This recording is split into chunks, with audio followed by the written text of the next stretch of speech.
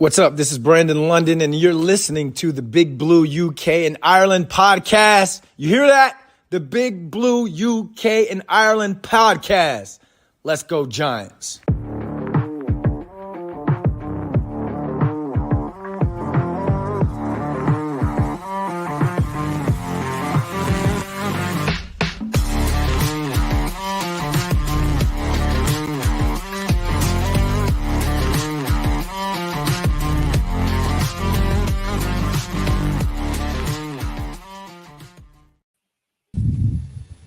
Good evening and welcome back, Giants fans, to the latest edition of the Big Blue UK and Ireland podcast. This week, or this evening, should I say, because it's the second time this week, we are 67% British, 33% Irish, but still absolutely 100% Giants. Shane's not with us again, unfortunately, but I'm joined again by Kev and producer Craig. Like I said, for the second time this week. It's a little bonus episode for you. Well, I suppose the bonus was on Monday, but hey-ho, there we go. We're training camp full steam ahead, 2 episodes a week. Who can complain, eh? We've got a very special guest joining us any minute to hopefully give us a little bit of an insight behind the scenes of how 2023's roster is shaping up. Lads, how we doing? Yeah, good. I mean, second episode of the week, fantastic. I mean, there's been a lot going on with training camp, and I don't want to tempt fate or anything, but just we're hearing such great things coming out of this year's training camp. Some players with struggles, some players really excelling. Very excited to talk to Art about, what's been going on. And it's a good time to be a Giants fan. Yeah, absolutely. I mean, the morale around the place seems to be quite high, and it's nice to see Giants Twitter not absolutely having a meltdown yet. So that's always a plus this time of year. So I think all we now need to do is invite the main man himself into the stream. We'll give him his spotlight. We don't need Dan in there. And no, we don't need me in there. Hello, sir. How are you? Hey, guys. What's going on? How we doing? All good, thanks. How are you? Doing okay. A nice off day for the Giants here. They've been going 3 days on, 1 day off. So we'll see how this affects them in a couple weeks, physically, mentally, but they definitely have stuck to this schedule so far, and it's nice to get a little breather every now and then. Yeah, for sure. I can imagine. I mean, you guys must be full on this time of year, so I bet it's nice to have a day off just to be able to get things done that you need to do and catch up with a few things and just have a little bit of downtime as well to join the UK's only Giants-focused podcast, right? Hey, of course. Why not? We're worldwide, right? Might as well go worldwide. I have found the training interesting because they haven't been doing two days and then one evening practice and then having a day off. Yeah, they're trying to be concerned with the sports science, and no one needs to tell Giants fans about injuries and preventing injuries over the last couple of years. So I think that's certainly part of this, and I think Brian Daboll has shown that he's willing to adjust. He's willing to talk to the medical side, but he also talks to the players. And I think that's a big thing here, is that he's gotten a lot of input from his players about how they feel, how they should handle this. They've looked back on what they've done in the past, and they've been willing to adjust based on what the players have told them. So I think that's a good sign for Daboll. You always talk about players, coaches, but this time of year, some coaches can be very rigid. I think he's the opposite. He's willing to adjust, and I think they're hoping that pays dividends in terms of their overall health once the season begins. Yeah, I mean, like you said, we all know how much we've struggled with injuries, so I'm sure changing up and listening to people, listening to what the coaches are saying, listening to what the players are saying, listening to what the medical staff are saying, trying to do something different is definitely a good idea. And also as well, no doubt it's a bit cooler in the evenings as well. So it's pretty hot over there at the moment, I know. So having a session in the evening is probably not so physically demanding on the body. Yeah, I'm sure that's part of it too. Although the other night it was pretty hot when they practiced that night.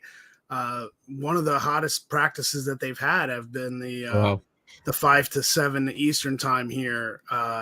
because where the Giants practice facility is situated, really in the shadow of MetLife Stadium, but there aren't many shadows in that parking lot, and it's really a high sun between that 5 to 7 hour range here. So it's interesting. You would think it gets cooler weather-wise, but as far as the sun goes, it's really up above, and there is no shade for the field. So don't really think of that. You'd go to practice and you'd think, oh, it's at night. It'd be kind of cool. But last night was unexpectedly warmer than a couple days ago when it was during the day, and the breeze off of the Meadowlands over there in MetLife really cools it off just a tad, and that tends to help. Yeah, any breeze, even a warm breeze can help. So I suppose with that time of day, 5 to 7, that is kind of it's a pretty hot time of day still. So I can understand that for sure. We know you're a busy man, so obviously we really appreciate that you taking some time out your schedule, especially on your day off, to chat with us. Are you looking forward to being the one that's grilled and answers some questions for once, rather than you asking the questions? Sure, go ahead. I'm used to it. Nice. Cool. So we are going to kick things off talking a little bit about you and your background, sort of as the norm for our podcast when we have a guest on. So our listeners and viewers sort of get an idea of how it started for you. So what was it that led you to pursue a career in journalism? When I went to college here, I went to University of Massachusetts, and I worked for the school paper there. We had a very good college basketball team my 4 years there back in the early 90s. And I'm sure fans will have heard of John Calipari. He was the coach at UMass at the time, now at Kentucky, another Big Blue. But I fell in love with sports writing, and I did a lot of journalism in college. And I always thought I would be a college basketball writer, just because the way you develop, the team wins at college, and you think you're going to be covering that sport. And I came back home to New Jersey. I'm from New Jersey. Shadow, about 15 minutes outside of New York City, is where I grew up and where I was raised. And I ended up trying to get a full-time job out of college. I had my degree, and all I could get was a part-time job covering high school sports for about a year and a half. And then I ended up getting my first break to get a full-time sports writing job in New York City, well, the outside in New Jersey. And I ended up covering high school sports and loved it and treated it as if it were the pros, that every game was the Super Bowl. And I honed my craft and try to get better every day. And it took me a while, from, I guess, 97 to 2009 before I was the local sports columnist there for us for a while in North Jersey. High school football was huge in our area. And then I ended up moving on to the pro side.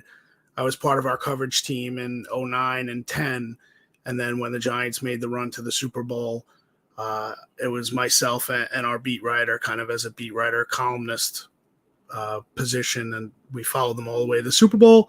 And then I took over as our lead guy covering the Giants the following year. My first big event after the Super Bowl as the lone beat writer was going to the White House with the Giants, and Tom Coughlin and Barack Obama making fun of Justin Tuck's love for Phil Collins in the air tonight before games.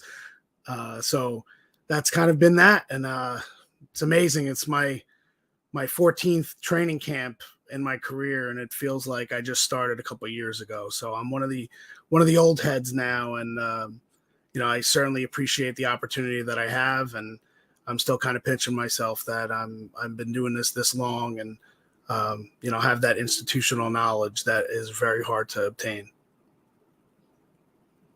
Yeah, I mean, you've obviously put, a hell of a lot of hard work and dedication and time and effort into honing your craft and getting to the point where you are now. I mean, as fans, the three of us, we read your articles and your pieces regularly.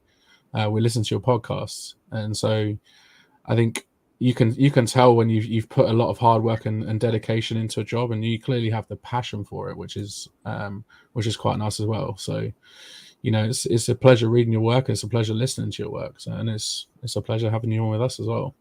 I appreciate that. And, you know, I never believed, like you mentioned, I have a podcast, but I always thought the best thing about podcasts is we all help each other. You know, there really isn't much competition with podcasts. If anything, the more the merrier, because I think there are a lot of fans out there who kind of, you have your favorite flavors that you want to listen to, but I think there are a lot of ravenous Giants fans, especially, that want to listen and watch everything they can get their eyes and ears on. So, you know, this is great to have me on. So I really appreciate it. You're welcome, man. So with the Giants then, obviously being a Jersey native, were you a fan prior to covering them? I was not a Giants fan growing up. I rooted for another team in the NFL, but I think I like to say to people that, you know, when you grow up, you know, you have one type of passion for the team, and then you start covering the teams and you root for the stories. You know, you root for the people that you cover. It's not that you don't want to be critical. It's not that you want to stand there with pom-poms, but you certainly want to write the better stories. I mean, there's no better story to write than a team winning. You know, you cover a winning Super Bowl, which I had the opportunity to do in 2011, and those memories stick with you. But I will say, as an aside, I did marry into a Giants family of, you know, my brother-in-law had season tickets. My wife is a huge Giants fan. My father-in-law is a huge Giants fan. Now my nephews, who are late teens, they are Giants fans. So it's one of those things where it's come full circle. The fact that they can be as close as they are to the Giants. Actually had the opportunity to bring my father-in-law and brother-in-law to the Super Bowl in Indianapolis in 2011. Oh, yeah. So there's a lot of familial connections for me, covering the Giants and getting to know people. And when you do it this long, you kind of be immersed in a team. And, you know, like I said, it's been a long time since I actually rooted for a team, but I'd be lying to you if I told you that I wasn't happy if people I covered and teams I covered didn't win. Covering a winning team is a heck of a lot better than covering a losing team. And we've had enough of losing teams, or at least I have, for the last decade or so. Went from Super Bowl to, you know, to really in the tank. So it's nice to cover a playoff team and a team with as much expectations as this Giants team does going forward.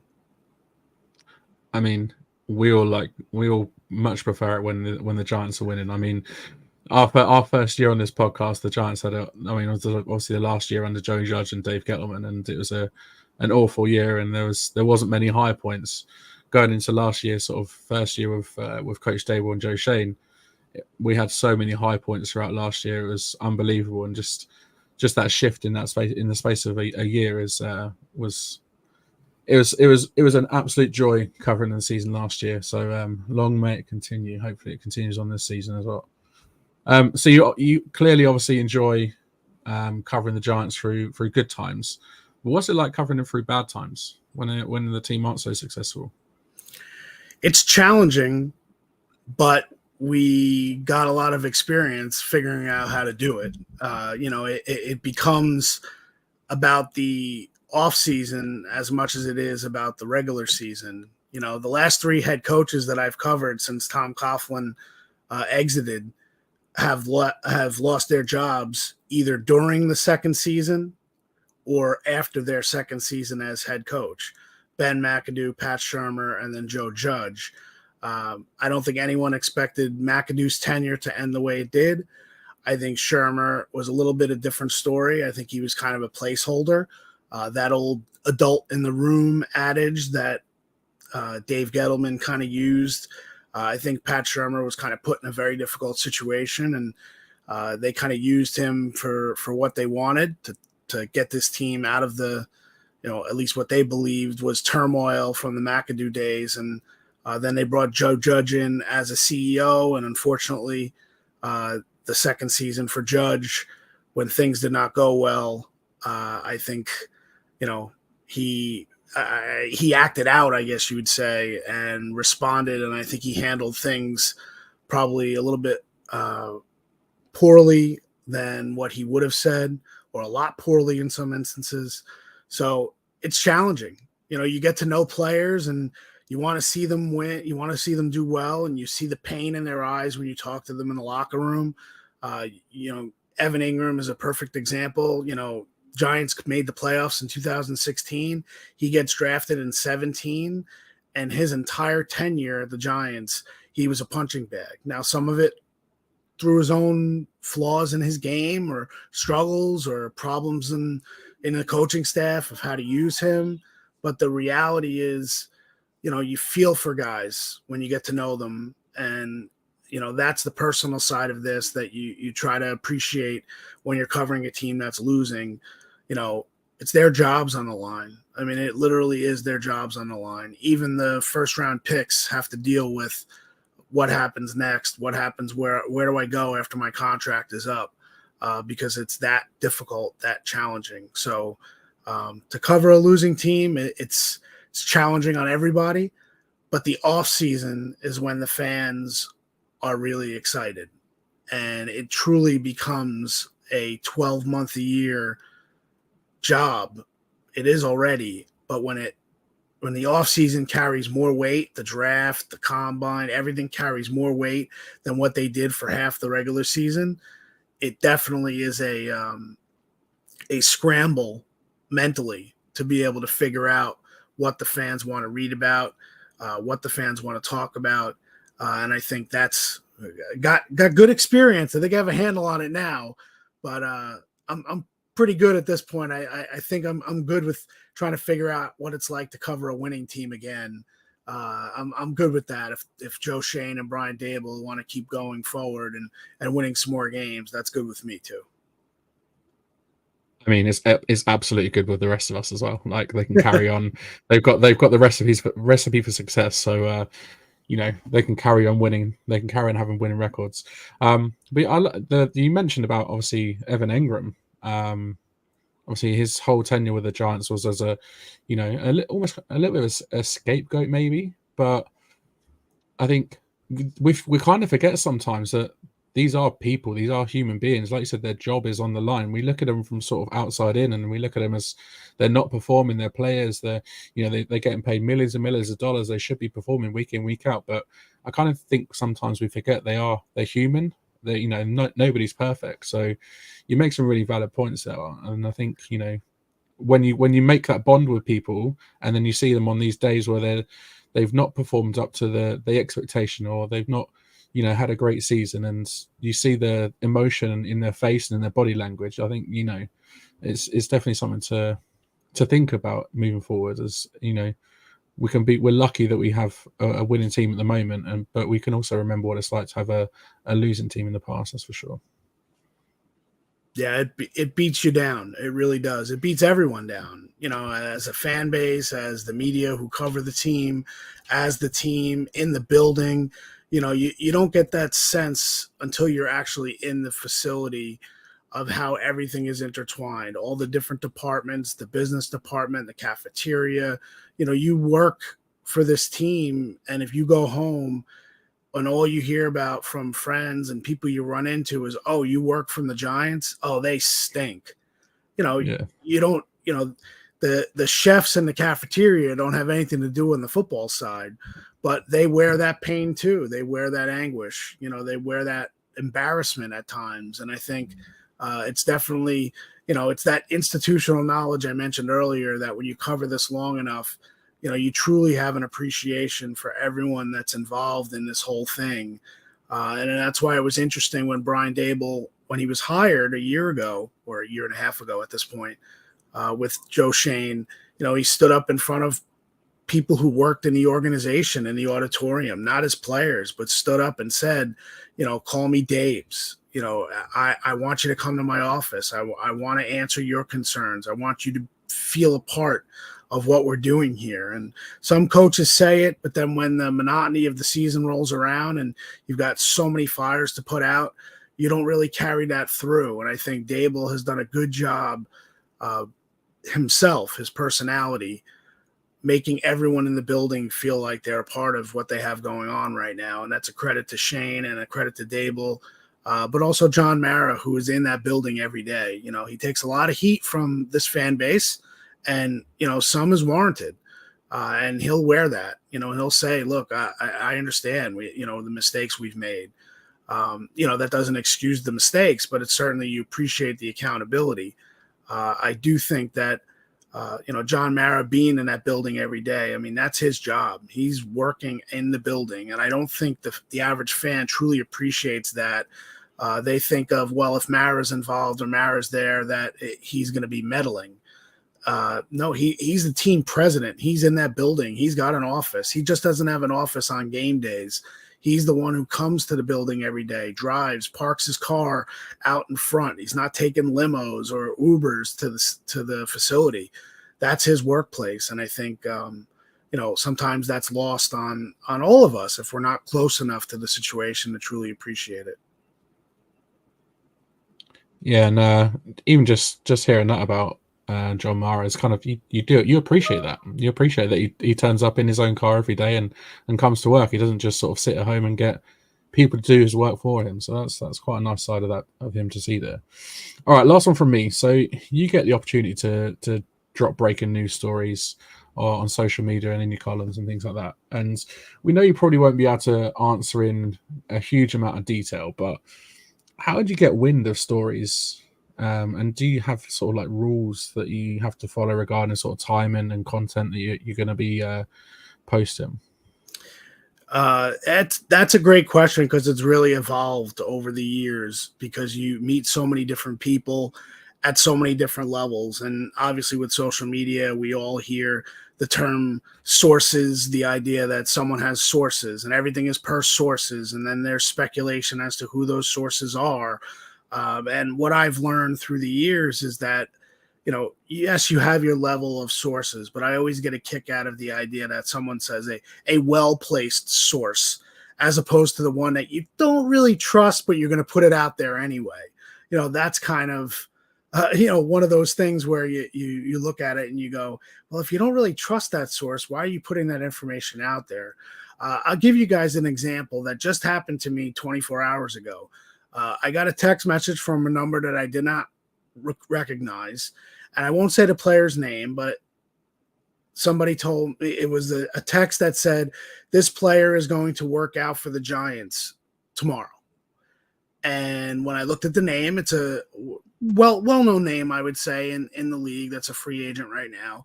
And I looked at it, and I kind of looked at it crooked, because number one, I don't know who this person is that's sending me the text. So my next response was, I had two responses. One, I responded to that text by saying, who is this? I don't have this number in my phone, so I apologize. And then I reached out to some of my sources within the team and league-wide to ask, hey, is there any validity to this? And the message I got back from the mystery text was that, oh, this is this player's agent. And I looked at it and I kind of thought it was a little weird, because agents don't cold text people. You hear of cold calls, they don't cold text. And when I heard back from a well-placed source at the Giants, they basically told me, do not report that. That is not true. I don't know who's giving you that information, but that is wrong. So there are a lot of and I did not report it. I didn't tweet it. I didn't speculate. And if that comes about, I would trust that my source that I talked to within the Giants would say, hey, listen, things have changed. This really happened. So I don't know who that person was, that the mystery texter that reached out to me. But all I know is I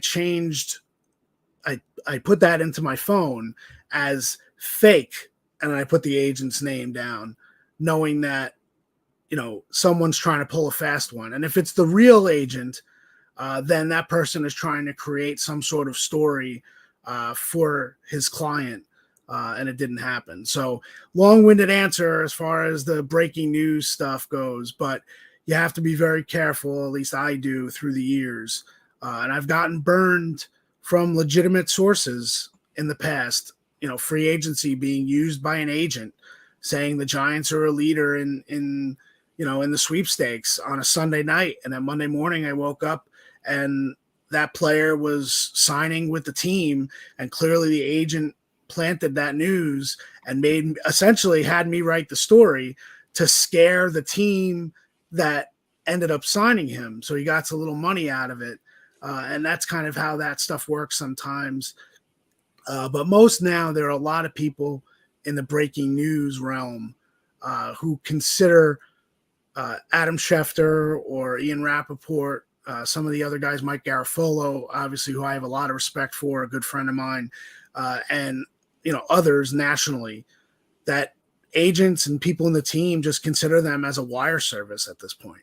And it's, well, we tell Schefter and it'll go to, however many followers he has, 5 million or whatever it is. And we cover ourselves, an agent, most agents do not want to sit there and text 12 beat writers back to let them know this guy is signing, this guy isn't signing, this is what we got. So a lot of it is relationship based. But I do think it, as I said, the evolution of it has gotten to the point where you have to know who you trust. You have to pick your spots. And, again, you have to know who you're trusting, because the same people who are giving you information need to trust you too. So if I was running out and reporting every little thing that I've heard, I've got to know what to keep on background to be able to use at a later date, and also what information that needs to get out there right away, because people I talk to, people I need to respect me and talk to me, are watching what I'm tweeting, watching what I'm writing, and watching what I'm saying and listening to what I'm saying on my podcast. So there are people out there.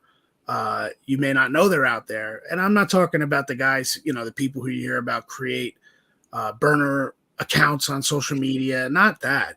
I mean, there are executives whose jobs are essentially to follow beat writers, find out what's being said about the team. They're not doing it to be, mysterious and secretive and, try to reach out and blackball a reporter. But if a reporter is posting something on social media, the team wants somebody to know about it and to verify it, to say, look, is this right? Is this wrong? What context could we give to this? So that's kind of how it's happened. The breaking news is not easy. I don't consider myself a news breaker, so to speak. I just report the information that I can get with context. And, it served me well at some times, and at other times it puts you in chase mode where you need to follow the people who have either better context, better information, or their well-placed sources choose to go that direction rather than reaching out to me. That's a pretty comprehensive answer to Shane's question. I mean, obviously, and I'm sure he's going to be over the moon with that. So, so thank you for that. Absolutely. I'm going to move on to just some general stuff and some off-season stuff. So, the trade of Darren Waller seems to sort of come out of nowhere. What was the sort of reaction when you first got wind of that? Did that really come out of nowhere to you guys as much as it did to us? I thought Joe Shane was going to be creative this offseason. I thought he would be looking for opportunities to improve the passing game, the weapons that they had via trade.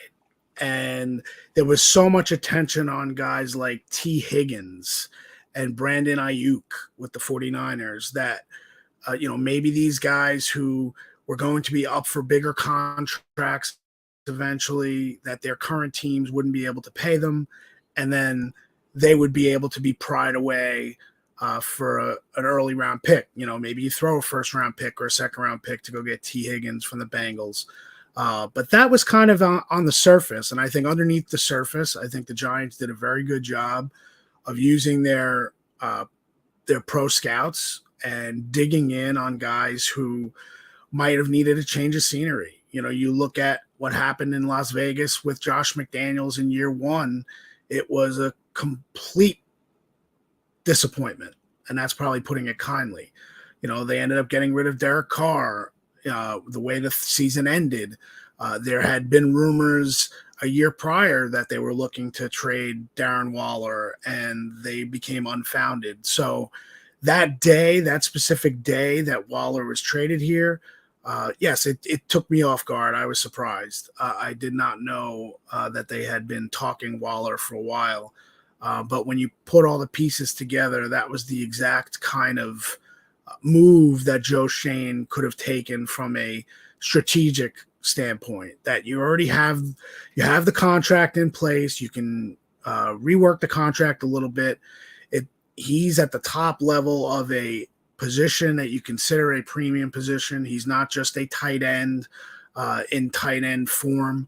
And I think if they looked at it and said, what are the injury situations? And if they dug deep on that, it's pretty obvious that his injuries were soft tissue based, a lot of them. And even when he was healthy on the field, he was still the game breaker. That's the difference. If you look at Kenny Golladay, the Giants, when they signed Kenny Golladay, did not have the blueprint, the tape on Kenny Golladay following that hip injury. And it ended up really, when they got Golladay on the field, you can see that he wasn't the same player. Darren Waller is the opposite. Darren Waller physically is just, he really does look like a varsity high school player playing with kids in the 7th grade. He's been outstanding this summer. So was I surprised with Waller? Yes.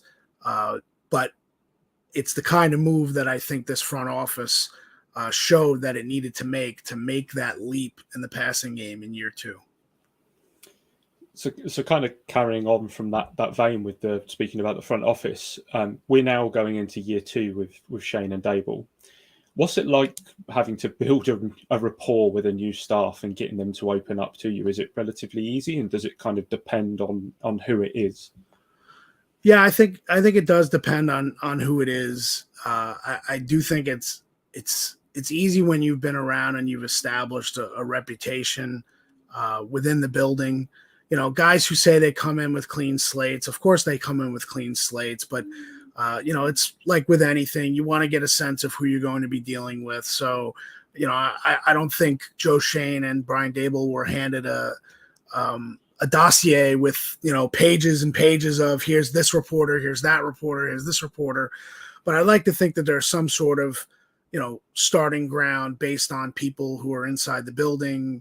Who do you trust, who you don't trust? They wouldn't be doing their job as Giants, whether it's PR or people in the front office or people who remained with the organization, if they didn't at least give them some information when it came down to it. And I think, for the same way that Joe Schoen and Brian Dable say they just want to be themselves, to me, that's the best way to build a relationship is be myself. Just trust what I've learned through the years. Always remember the mistakes that I've made. Know that I can't assume that if I'm building rapport with someone in the building, that person doesn't have a rapport with 8 other people that are doing my job. So I think that's probably the biggest key, is that what I've learned through these multiple coaching regimes and people in the front office and the way things work is that I have to assume that if I'm speaking to somebody off the record, they might be giving that same information to 1, 2, 3 other people. There's nothing better, guys, or nothing worse than to know that someone you've spoken to off the record has used the same phrasing that ends up in another reporter's tweet or story that is, an anonymous source. So that's when the person itself, whether the person is a coach or a front office person, they get themselves in trouble if they use the same crutch as far as phrasing goes. And that's when you know who you can trust and who you can't. Because that, with all the talking that goes on, you kind of have to study your opponent, so to speak. And in our job, you have to do a lot of studying of people you're competing against and seeing what they're writing. And a lot of it is out of respect. You want to respect who you're covering. But I think ultimately to build that trust with the front office, the coaching staff, you just got to be yourself. You can't always go to them with your hand open saying, okay, what are you going to give me today? Some guys do. And that pays off for some reporters. Some reporters want to be the enemy, fear the enemy rather than fear your friend, or be friendly with your friend. And that works for some people. I want to build a trust with guys that they know they can talk to me. They know they can give me context and perspective. And, I'm not going to burn you. I'm going to be critical. I like to think that I shoot it straight, but ultimately, I think, there's a trust here that, I'm not going to hide things for you, but I will protect it, knowing that, if it's something that you don't want to get out, and if it doesn't have news value to me, then I will not burn you, because ultimately you will come back to help me in another story that sometimes it's not worth the little things, because then you spite yourself on the big things. Yeah, absolutely.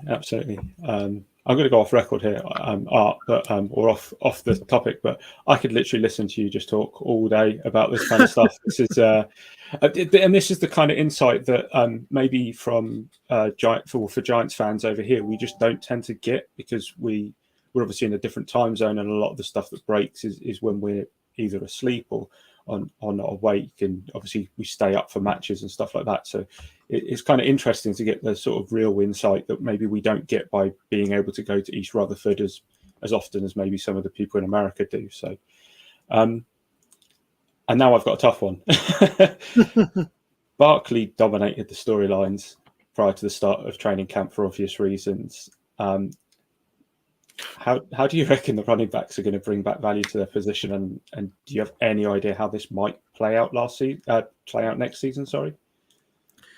I don't know how they bring back the value financially to the position. I think it's a very difficult situation, and I almost look at it, and I said this throughout the negotiations, is that there's been a market correction, right? I mean, interior defensive linemen are getting paid more than they ever have.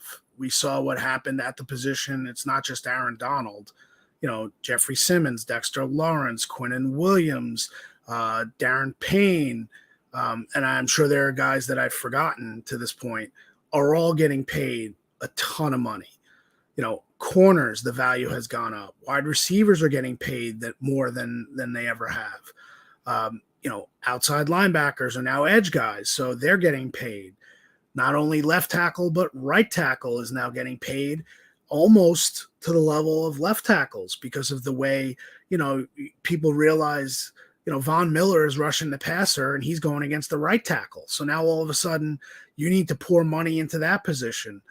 Centers are getting paid more now because they've got to go against the interior defensive linemen that we just talked about.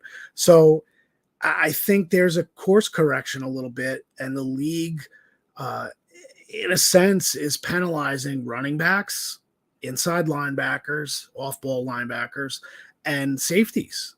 I mean, they really are. If you look at the franchise tags, this isn't somebody that's just making up numbers. They're taking the top 5 values of the highest contracts at that position. So there's a reason why the running back is at $10.1 million for a franchise tag. It's not based on Joe Shane just coming up with a number. It's the league saying this is the value based on the contracts that are out there. And it's almost an impossibility to change if you're not going to take money away from another position. And then you look at people compare quarterbacks. You can't compare quarterbacks. It's in a different world. It's almost like they play a different sport financially. And, in terms of Saquon Barkley and how this will play out with the Giants, look, if he wants to be here, I think they'll end up they'd be willing to pay him the salary or similar to the salary that they're paying him this year. If the team takes a step forward for next year, and he is still a big part of it and he's healthy, I could see them offering a little bit more.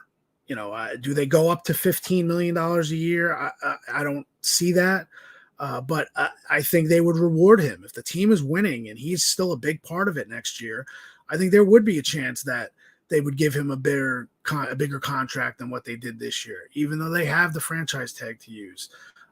But we know this league, and, guys that, you love and you're popular players, the once they start showing invincibility, or vincibility, I should say, that they're not invincible, I think that's when you have to start worrying where they are as players. So I think Saquon's poised to have a good year. I think the passing game, if they attack downfield, I think that will make Saquon even more effective in terms of the speed that they could send vertically and crossing routes. But I don't know if Joe Shane is all of a sudden going to say, we're going to give Saquon $16 million a year, and our bad the year before. We got you, Saquon. I don't think they're going to do that. And I feel bad for Saquon. Personally, professionally, if you just consider his value to the team, yes, he deserves the contract that he's asking for. Value to the team on and off the field. There's no player that's been cheered on more than fans at the Giants at training camp. I mean, kids love him. Adults love him. The ownership loves him. But, Joe Shane has a job to do. And sometimes that job is difficult. And I think as much as you want to keep the personal into it, I think they took the personal out of it. And I think that hurts a guy like Saquon, who, as talented as he is and productive as he is on the field, his personality jacks up his value that much more. And if you take that personal out of it, now all of a sudden you're just looking at raw numbers and the position. And I think that's kind of where he gets hurt in this whole negotiating factor, is that people want to look at it and say how talented of a running back he is, but he wants people to look at him as what he means to the Giants. And I think in Joe Shane's job, in his world, especially when you're trying to win, you don't want to overextend yourself. Unfortunately, Saquon was the odd man out in a year where their current players got big contracts. And I don't know if that changes moving forward, because I think Shane believes in what he's doing, and I think he set a value and he stuck to it. And unfortunately for Saquon, that's kind of how things played out. Well, speaking of big contracts, Daniel Jones obviously is going to have a lot of eyes on him this year due to the numbers, and already seems to be being buried by every internal person from every other team. No kidding. He has a reputation for being calm and in the market that he's in, doing really well. But we saw a couple of frustrations from him last year when we weren't securing the football. Do you think with the money he will change anything? Do you think he needs to become more of a commanding figure as the spearhead of the franchise now? I think he will become more of a commanding figure. I think we've seen it already in training camp. He seems to be playing with a different level of confidence, knowing that he now has essentially 2 years. I mean, look, we know the contract that they gave. We know the overall number, the $160 million. But for all intents and purposes, if Daniel were to get hurt within the next 2 years, if his play falls off a cliff, the Giants could get out of that contract. They'll have to pay for it on the back end a little bit in dead money to the salary cap, but they could get out of that contract. So it's a strong 2-year deal for Daniel. I've asked myself this, guys, and I'm writing a column next week going into Detroit, because that's kind of taking it to the national stage a little bit for him, and at least in the summer. And, what does Daniel Jones have to do to get respect from people, to stop being their punching bag? Because you talk to anyone internally, anyone who knows Daniel Jones is respected by his teammates. It's been from day one that he walked into this building. He is a hard worker. He doesn't get in trouble. He's a nice guy. Maybe he's too boring for some people, but the reality is that why does he receive so much hate and becomes, like I said, the punching bag or a punch line for the running back story? The idea of, saying that, well, they paid the wrong guy. They paid Daniel Jones and didn't pay Saquon Barkley. That makes no sense. The quarterback is going to command a higher salary, and study a little bit of the situation that they were under. I mean, if Daniel Jones was forced to have the franchise tag, who knows if Saquon Barkley would be on this team right now? because he would have hit the market, and maybe somebody would have said, hey, let's give Saquon a couple extra million and force the Giants to let him walk, which could have happened. Or the Giants would have been forced to raise their offer. I think Daniel Jones is a good quarterback in this league. I think he's gotten to the point where he's gotten the right coaching within the last year or so. They have the right scheme. They know how to put pieces within an offense. And look, I'm not saying he's going to be Patrick Mahomes. I can't say that. Josh Allen, Joe Burrow, Justin Herbert, all this stuff. But I do know one thing, Daniel Jones won a playoff game last year, and then everyone quickly talks about how bad the Vikings were. But he still went on the road and played an unbelievable game from the quarterback position. How does that not count? It's almost like he just gets dismissed as to everything that he does. And everyone wants to go back to the long run on which he tripped over his own feet in Philly and, things that he's done that people like to go back to. But, look, I think there's a very good chance Daniel Jones finishes as a top 10 quarterback in this league this year. I think he has an opportunity to make people eat their words, even though they probably won't. And the first interception he throws, it's going to be, same Daniel Jones. Can't believe they gave him $40 million a year. But I think this is the right coaching staff. This is the right combination for Jones to kind of play his best this year. He looks very good, looks decisive. Again, it's only in the summer, but I think on opening night against the Cowboys, there's an opportunity for Daniel Jones to open a lot of eyes and kind of take that. I don't want to say he'll take the step that Eli Manning took in 2011 when he had that famous interview in which he said, I think I am an elite quarterback. I'm in Tom Brady's class. And then he went out and won the Super Bowl. And he was not carried. Let's just say that he was not carried by that defense that year. Eli Manning was the reason they won the Super Bowl. He was unbelievable in big games in the fourth quarters and, in the playoffs. Who could forget Eli's game against the 49ers in the championship game in the NFC Championship? But that's kind of where Daniel Jones is at right now. So I answer my own question. What does Daniel Jones have to do to get respect?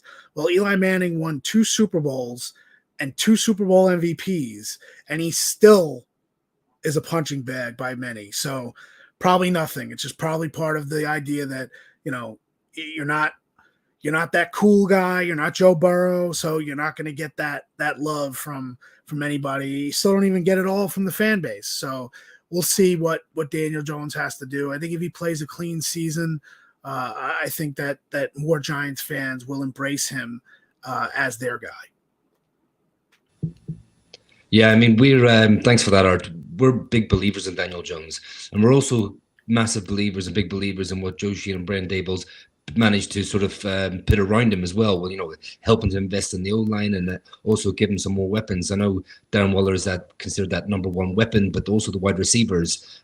We all thought they were like really smart additions without going out and breaking the bank. They've all got a lot to prove, and we think they'll do it this year. But just to bring it back to sort of current events now, we're going to talk a little bit about training camp. So there's a few intriguing battles going on during training camp, and I know in your latest podcast, All In with Art Stapleton, you actually talked about some of these battles. But the linebacker position next to Bobby Okereke, the safety position opposite McKinney, and also the nickel spot. Like for listeners and viewers who haven't listened to your podcast this week, who do you think wins out in these battles particularly?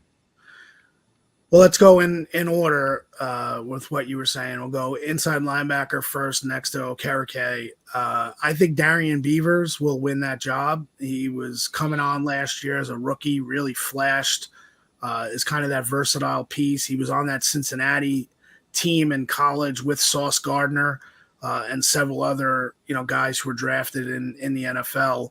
And he got hurt. I think it was in the second preseason game. Tore his ACL, and he's had to work the entire season. I think Wink Martindale likes his versatility in that spot. I do think that they'll be playing a lot of sub packages with multiple DBs and probably one linebacker, and in that case, it'll probably be Bobby Okereke. But I think in base sets, I think Beavers will have an advantage over Micah McFadden. Move to safety next to Xavier McKinney, Mr. Viral, Mr. Worldwide, Jason Pinnock with that interception, that one-handed windmill interception in front of Waller that ended practice the other day. I think, when I've used this line before and I've said it on my podcast, that when Julian Love signed with the Seahawks, I was told by people asking around, what will they do now next to McKinney? And I was told they love JP. They like JP, Jason Pinnock. So came over from the Jets last year. I think he felt like he was pigeonholed into a special teams only player. Didn't really get a chance to spread his wings defensively. He did with the Giants. And I think there's a lot to like there for him. I do think that Dane Belton and to a lesser extent, maybe Bobby McCain will have roles. But I do think it's Pinnock and McKinney if they're in their straight base defense. The slot cornerback position is very interesting.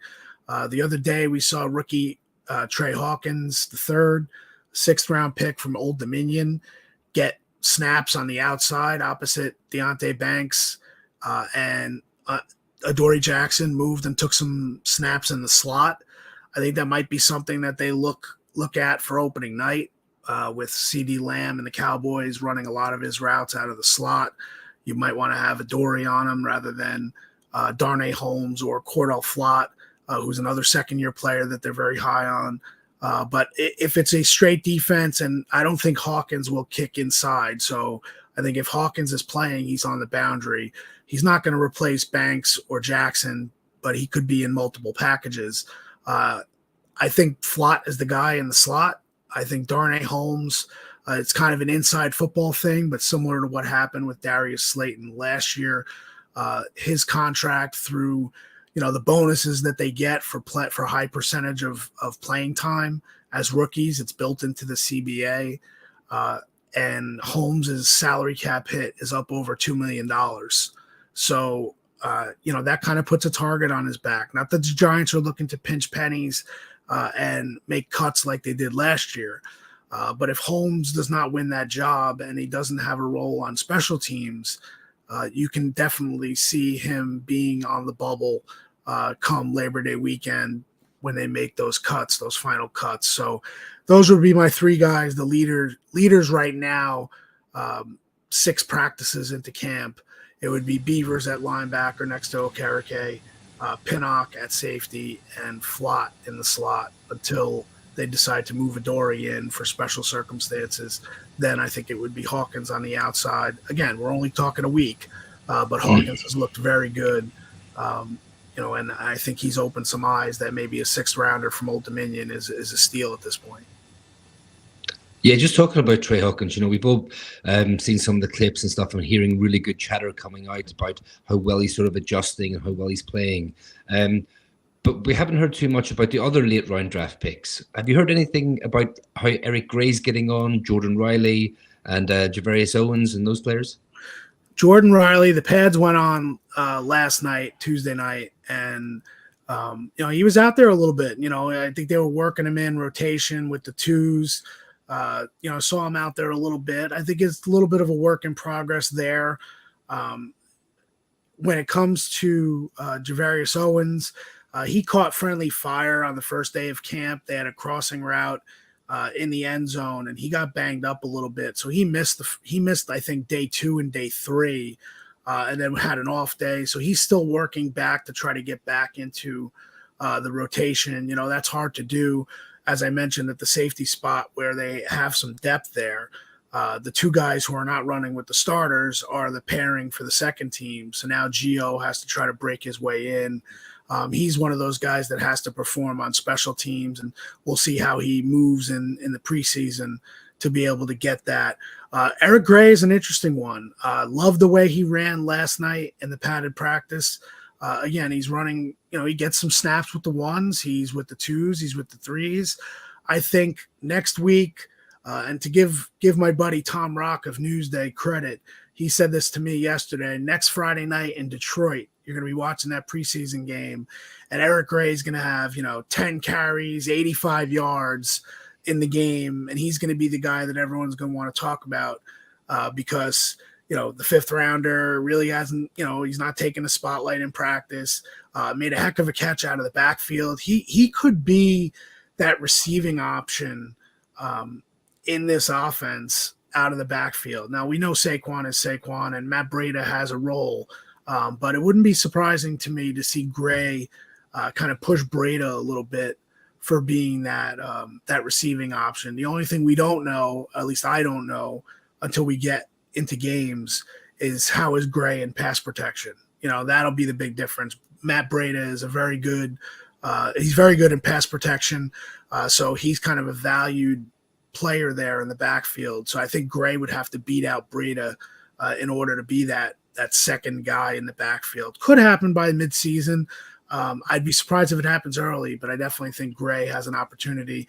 And he was on kickoffs, Gray, on I guess it was last night. So he returned some kickoffs, and it would not surprise me if he's on the 53 and he's on the game day roster, that maybe he's an option to be that kickoff returner, and he has returned some punts. So maybe they give him an opportunity to become the return man. We know the Giants haven't had one since Dwayne Harris, and then before that, Dominic Hickson. So they really, have lacked a spark there. I wonder if Gray could develop into that kind of role early on for this team. Yeah, as long as it's not a Dory Jackson, right? We don't want him back there fielding punts. But, no doubt. I think the Giants, the Seahorn curse rears its ugly head time and again for the Giants. So I think there are a lot of fans who are nervous if it's somebody they consider of value in other spots on the team, getting back there for some return options. Yeah, I mean, myself and Shane, we try to cover a lot of the draft and watch a lot of the prospects as they come in. And we were very high on Eric Gray, and we both said that we think, he's got the potential to win that starting job halfway through the season. But we just love this. Also, like, his change of direction is phenomenal. He might not be a burner and a speedster the way Breida is, but just in the short yardages and small confined spaces, his change of direction is very good. He's able to pick up the extra yards. So we're very high on Eric Gray. Like you said before as well, the pads did go on yesterday. For the first time at camp. A lot of eyes have been on the O-line and D-line drills. Now, we're just wondering, how did John Michael Schmitz fare against the interior? And he's gone up against some formidable opponents there. Has he looked good so far? And do you think he pretty much, all being well, should be nailed on to be number one starter come the Dallas game? Yeah, I think he will be the starter in that situation.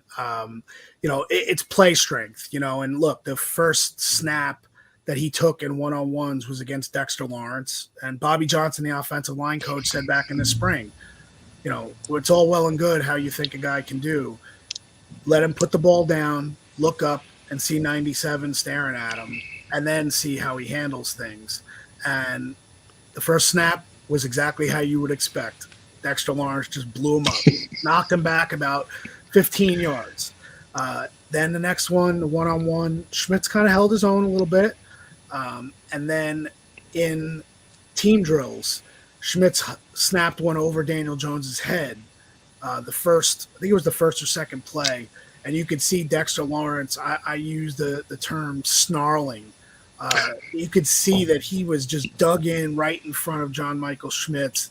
And I'm not saying that Schmitz was nervous, but he certainly was affected in that situation. Did not have a bad snap the rest of the night on Tuesday night. It'll be interesting to see his evolution now that he's seen ultimately the best. You want to put Aaron Donald aside. We're not sure where he is in terms of his career, Donald, but Dexter Lawrence is as intimidating and dominant as any inside player in the league when he's on, and he was on a lot last year. And I think he'll learn from these battles with Lawrence, and I think the Giants love the idea that they can test their rookie center with one of the best players in the league, and they can trust him to not do anything stupid. You're not going to get to a point where you're really roughing a kid up. But I think Lawrence is a good test for JMS. Yeah, definitely. 100% agree. So looking at the overall roster, 90-man roster at the moment, we've all talked about it in previous podcasts that we think we've actually started to get some decent depth at a lot of positions, some depth that we haven't had for a long time.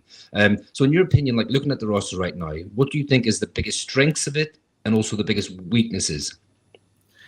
I think the elite players, the difference making players on this roster, it's a deeper collection of those players. They have more game changers on this team right now than they have really going back a ways. Even when Odell was the top playmaker here, there really wasn't. That was the year that JPP was injured and all that stuff. I think you have an opportunity here to have 10 guys who can change a game if they play up to their potential.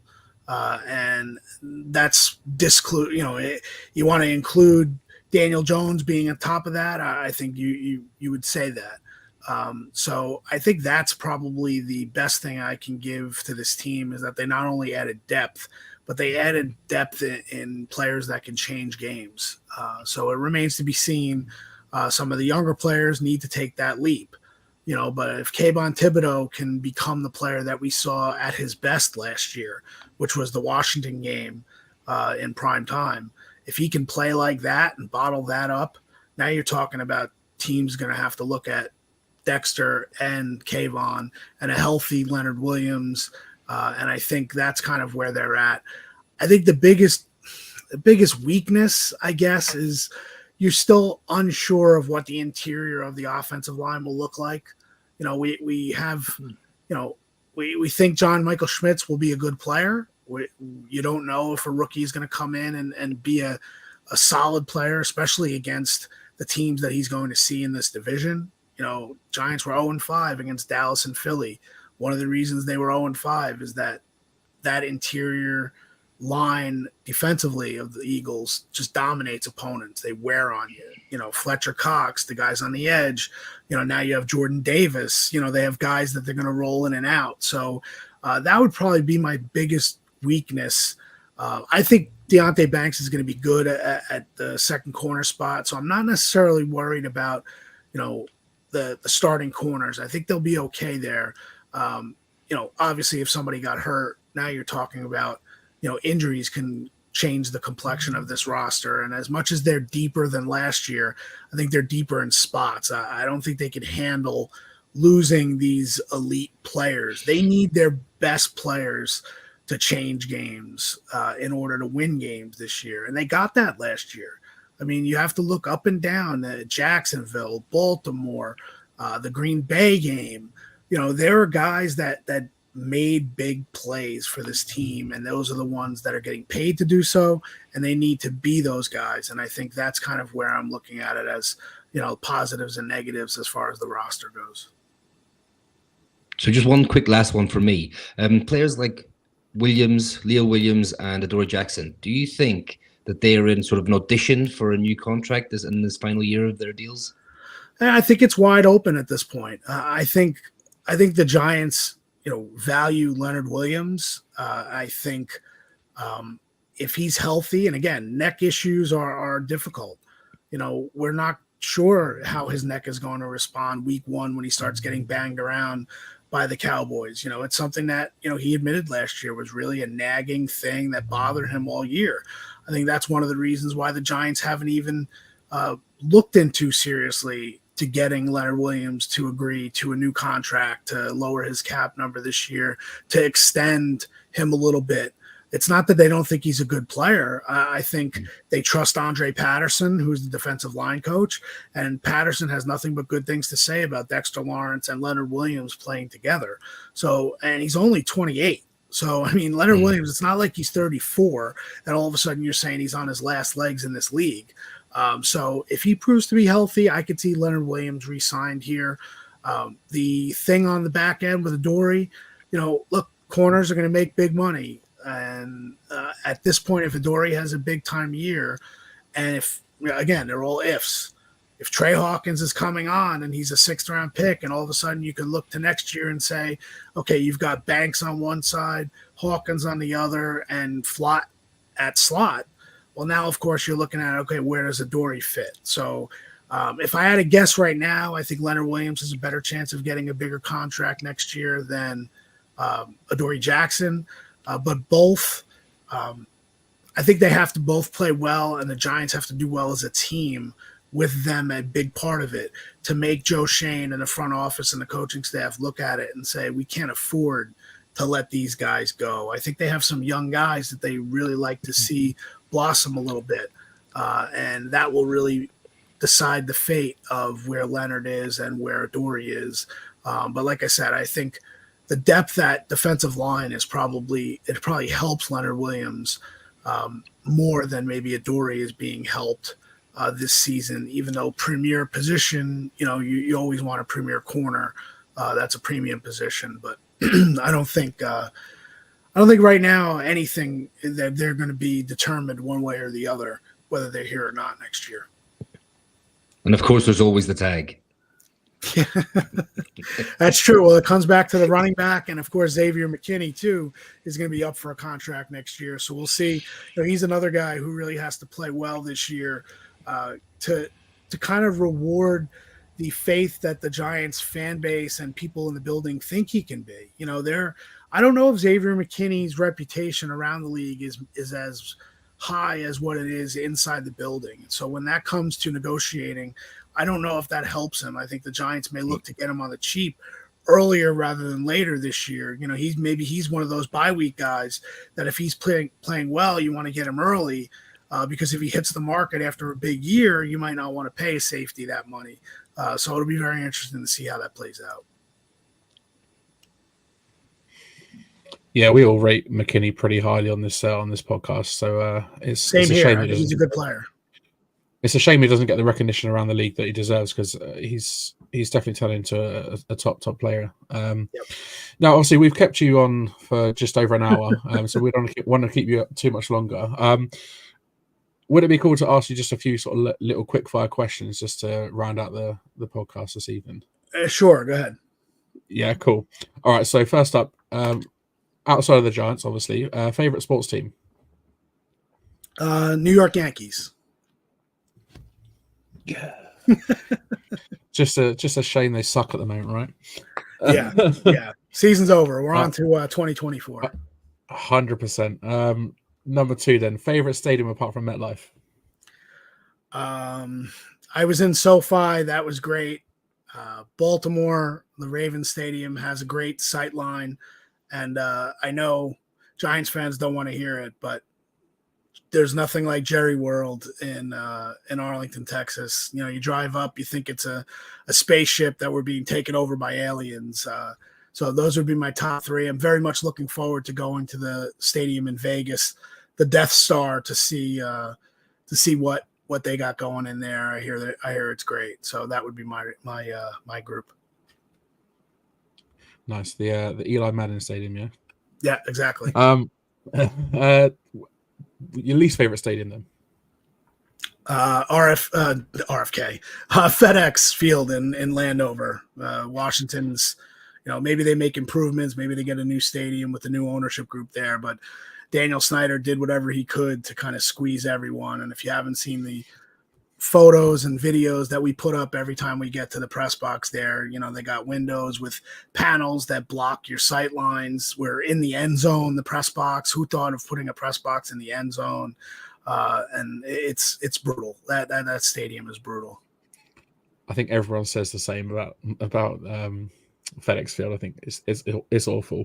Which stadium has your favorite catering option? Got to go back to Jerry Jones and the Cowboys. That stadium is great. Their food is phenomenal. We were there for Thanksgiving last year. It was other than my wife's cooking here for Thanksgiving, which is top notch.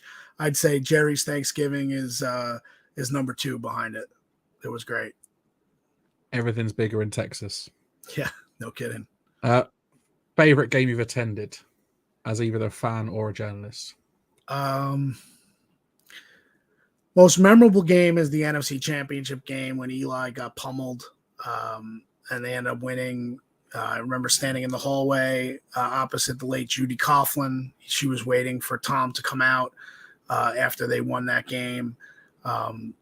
Knowing that I made the wrong turn out of the locker room, I went to the interview room rather than going outside by the buses, and I missed Peyton Manning and Eli Manning talking outside the buses, going to the Super Bowl. That was probably the most memorable. As far as the best game I've covered ever, probably would have to be Super Bowl 46, just based on what I've seen as far as Giants related. I had my opportunity to cover a lot of Super Bowls. I was there for the Malcolm Butler game. I was there for 28-3. So I got to cover some pretty exciting Super Bowls as well outside of the Giants. Pinnacle of your career, right? So which is the biggest spectacle in your opinion? Obviously you mentioned about UMass, obviously big college basketball team. So you got the Final Four, you got the NBA Finals, World Series, or the Super Bowl. Which is like the biggest in your eyes? Well, in the late 90s when the Yankees were in the World Series, as a fan, there was nothing like it. But I don't know if you can match the Super Bowl, knowing the amount of eyes that are on it worldwide and knowing what it means. And when you're that involved in a sport, you kind of always see your championship game as the most important. So that would be my answer. I don't know if anything compares to the Super Bowl.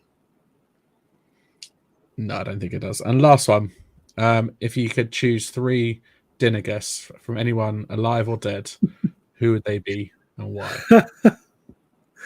Well, this is a tough one. Are we excluding family? You want me to want to have fun, right? And exclude family? Yeah. Okay, so I'll exclude family. Let's see. It's a tough one.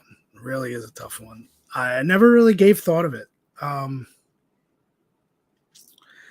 say Michael Jordan, because he was always my favorite.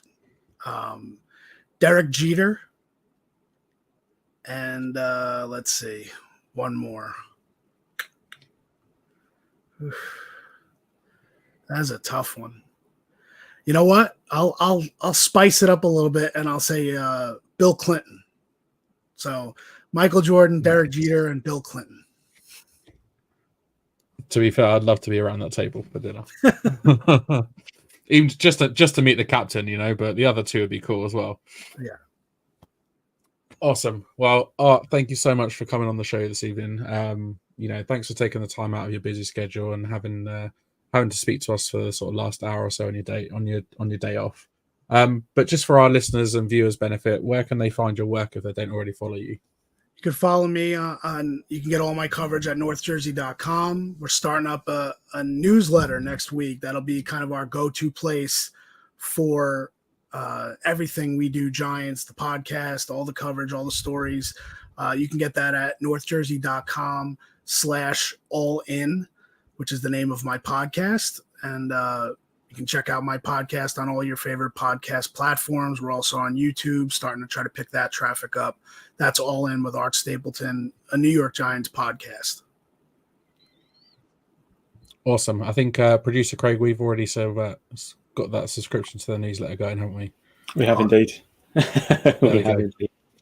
There we go. We will be over in November for the Patriots game over Thanksgiving weekend. So I know it's going to be pretty a hectic weekend for you, but at some point it would be over that week. It would be great to meet up with you in person, just to say hey and again pass on our thanks for coming on this evening. Absolutely, you guys hit me up. That'd be great. Awesome. We will absolutely do that for sure. And as I said earlier, we really do appreciate you taking the time out. So we're going to let you go off and enjoy the rest of your day off. But it's been an absolute pleasure. Like Craig said, I could sit here listening to you talk all things Giants for hours and hours and hours on end. But it's the first time I've had you on, but it definitely won't be the last time I'll have you on the podcast. And we'd love to come and join you on your podcast as well at some point. So if you ever want someone from the UK on your show, hit us up and let us know, and we'll come on for sure. But that'd really be appreciate awesome. Your time, and thank you. That'd be awesome. Thanks, guys. Have a good season. You too. Thank you. Yeah, you too, man.